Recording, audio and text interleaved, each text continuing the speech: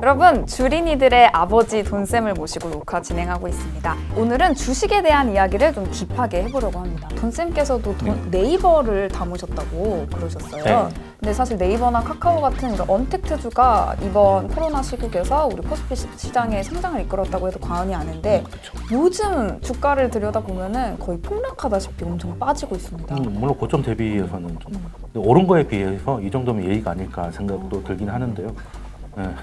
아니 뭐 14만 원짜리가 34만 원을 갔으면 예의상 조금 아주 주는 것도 혹시 버스 놓치신 분들이 이제 좀 더 내고라도 타실 분들 있으시면 기회를 주는 걸 수도 있고, 그리고 일단 4월하고 7월까지는 그냥 이제 코로나로 이제 봉쇄되고 거리두기 하고, 근데 이제 돈은 어떻게든 써야 되니까 심지어 돈을 쓰라고 정부가 돈을 줬잖아요. 그러면 나가서 사람들을 못 만나고 뭐 하기가 힘드니까 그 필요한 것들을 다 인터넷으로 사게 된 거고, 그리고 여가 시간을 뭔가 컴퓨터랑 놀게 되는 이런 상황이 돼서 미국도 마찬가지고 한국도 마찬가지고 지금 소위 말하는 성장주, 기술주들이 지금 시총 상위로 올라가는 일들이 비일비재하게 벌어지거든요. 캐나다 같은 경우도 원래는 거기가 자원부국이라서 가장 우리나라에서 최고 시총은 삼성전자인데 거기는 은행이었거든요.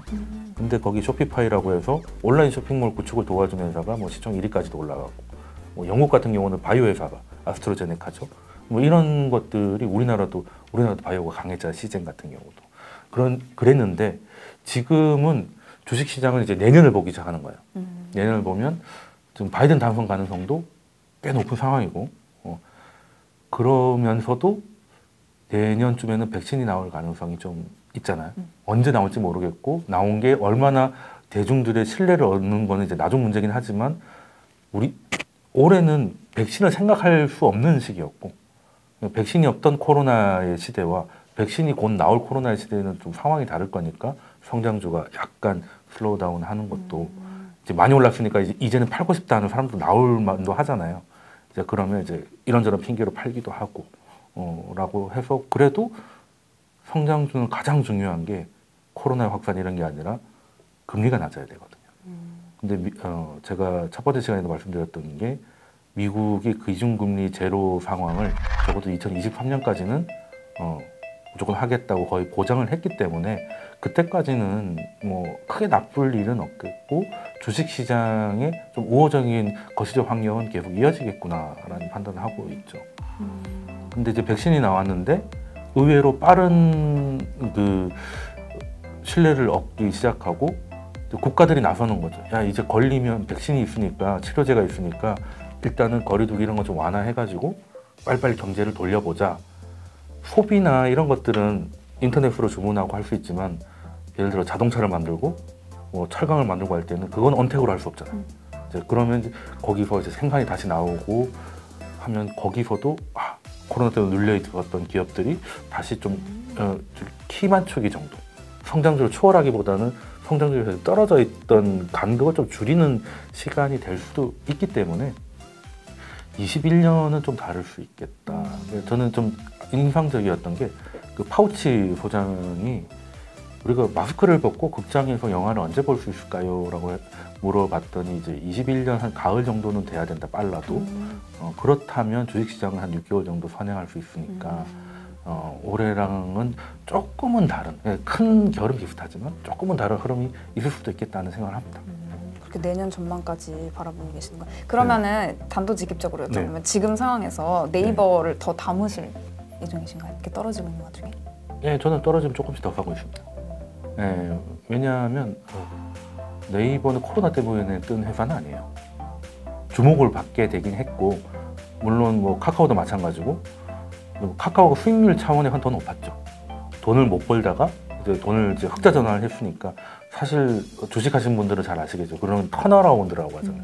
회사가 적자를 보다 흑자를 보면 턴어라운드 하면 그때 주가가 드라마틱하게 올라가는 일이 벌어지는데 때마침 또 기술주 유행이 붙어서 카카오가 굉장히 좀 좋았던 부분도 있고, 근데 제가 카카오도 있지만 네이버를 더 많이 했던 거는 그 지금 실적도 좋게 나오고요.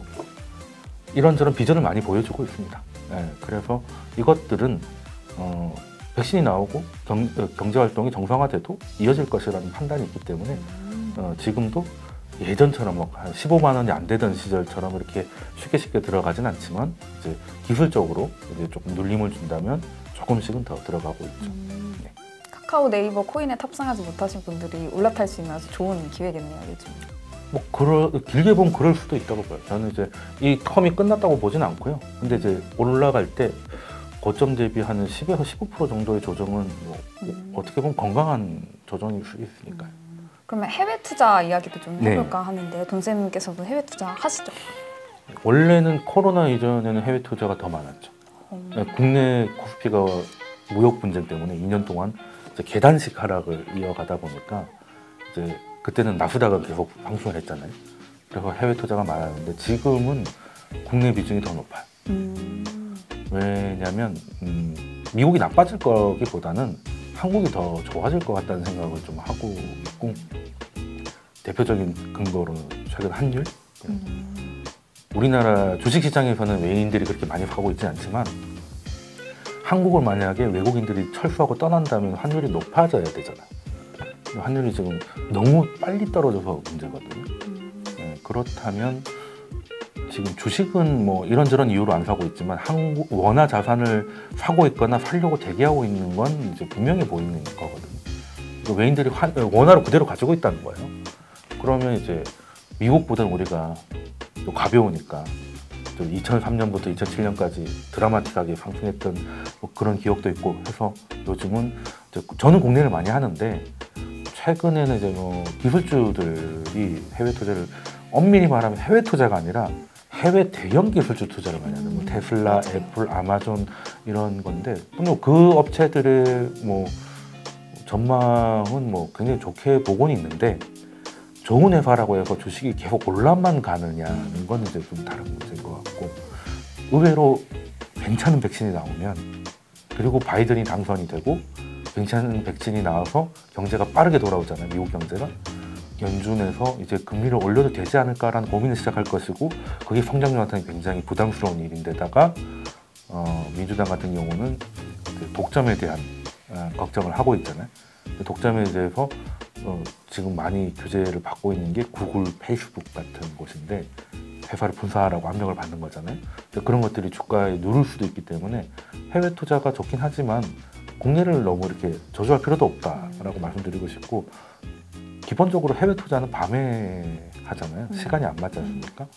장중에 어떻게 뭔가를 해보려고 해도 미국의 장중이 우리는 새벽 4시고 막 그렇기 때문에 그리고 영어 잘하시는 분도 계시겠지만 이게 언어 장벽도 만만치가 않고요. 정말 대기업들 위주로만 정보가 넘어오지 미국의 많은 중소기업들이 중소형주가 더 잘 나가는 시기가 분명히 있거든요. 그럴 때는 별로 재미없을 수도 있어요. 우리도 코스피는 그대로인데 코스닥이 잘 나갈 때는 이제 개별 종목을 잘 모르면 크게 이익을 보기가 어려우니까. 그래서 저는 뭐 해외 투자 좋지만 이제 국내에도 다 가능성이 있고 그리고 거시적 환경이 우리한테 지난 2년처럼 나쁘지 않다라고 말씀드릴게요.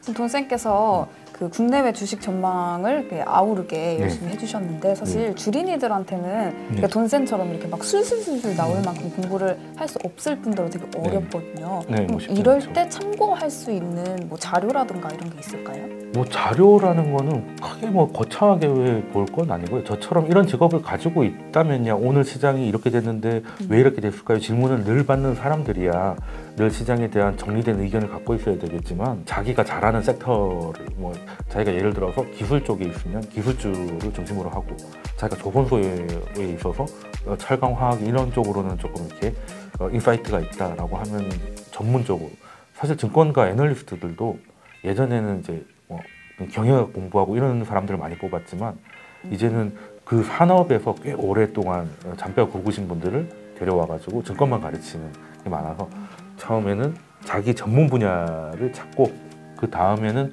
거시적인 건 아까 말씀드렸다시피 그냥 미국이 돈을 푸느냐 줄이느냐 그래서 그 결과로 달러가 어떻게 가고 있느냐 환율이 높아지고 있냐 내려가고 있냐 이 정도만 판단하면 돼요. 이 정도.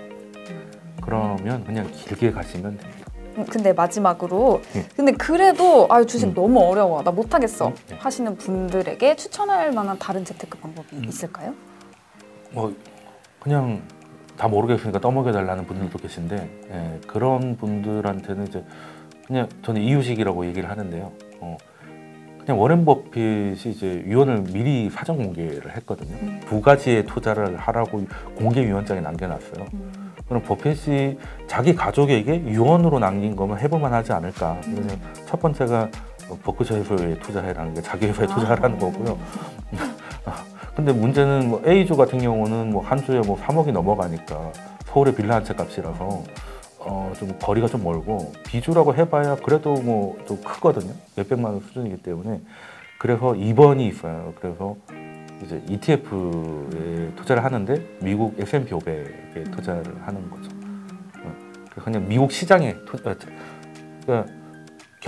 자본주의는 어떻게 보면 글로벌 마켓은 간단하거든요.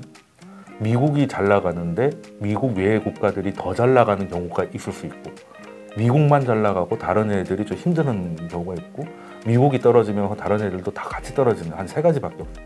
미국이 떨어지는데 다른 애가 올라가는 경우는 굉장히 드물기 때문에 그냥 그럼 결론은 그냥 미국에다 하면 되겠고요. 장기 투자는. 그러면 ETF가 아무래도 수수료가 잘 저렴하니까 그래서 그 뱅가드라고 해서 인덱스 펀드 처음 만든 곳이거든요. 거기에서 S&P 500 ETF에다가 장기 투자하라고 했으니까 그냥 거기다가 투자하면 좋을 것 같아요. 좋은 말씀 감사합니다.